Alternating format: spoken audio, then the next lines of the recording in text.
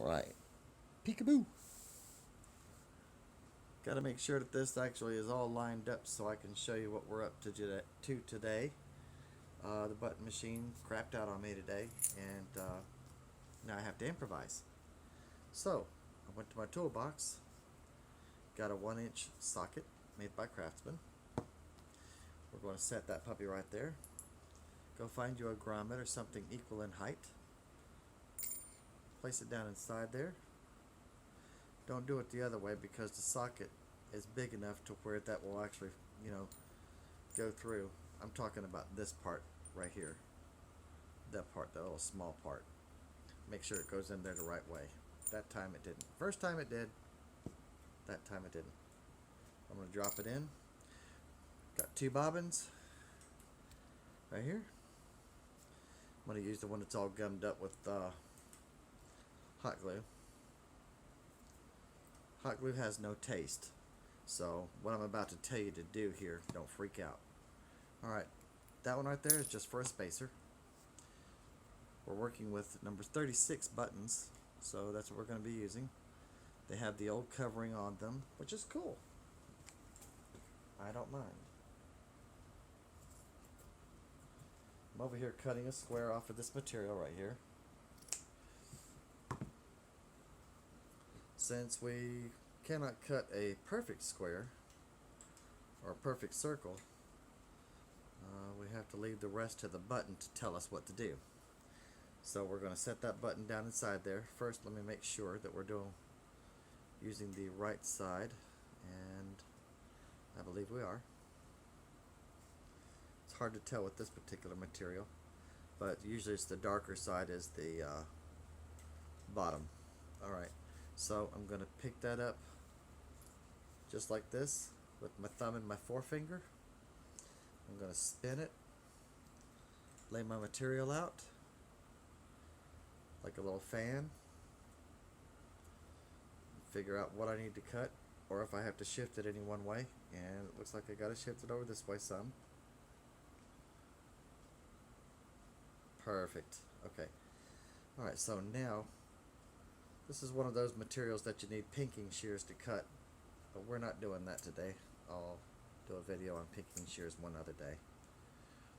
For now, we're just going to cut away the excess to about 1/8 of an inch on the height away from the socket.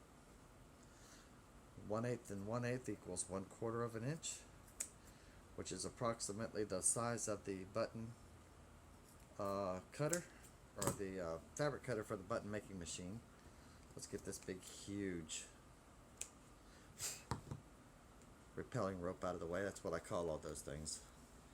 Alright, now this first pass with the hot glue is going to be more towards the outside, so that we have good fold over and good adhesion. Alright, that's the first pass.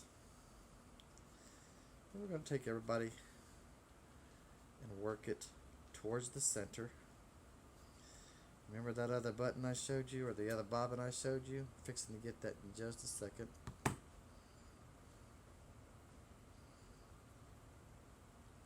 Lick the bottom side, and that hole in the middle of the bobbin is just big enough to allow that button's bottom to fit through. So we're just going to give a little bit of pressure, and then before it cools off too much, we're going to go ahead and encourage it to go more towards the center, and we'll keep working this until it cools, and that'll give us a nice little uniform. Let me show you the profile of that so you can see it. See that profile, how it looks too much, like it's sitting too high and you can't access the eye of the button? Well, there's a cure for that too. This is where we go with our second pass of hot glue. And I wouldn't say be too liberal with it, but this is where you gotta lick it this time. You gotta lick your bobbin right there, because hot glue does not stick to water. Now, a lot of pressure. You're gonna feel that thing getting really hot.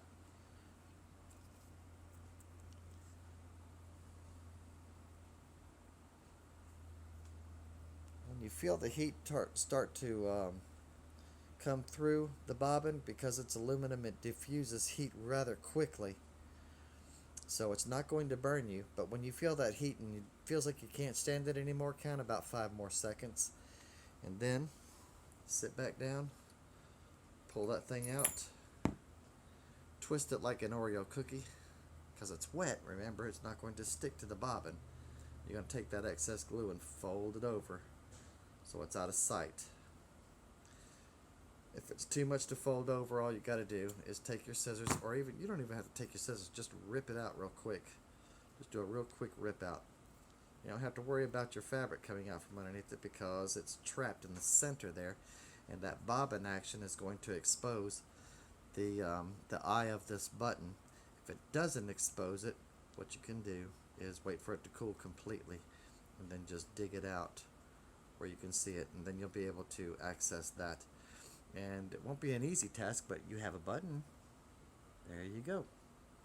Alright everybody, thanks for watching.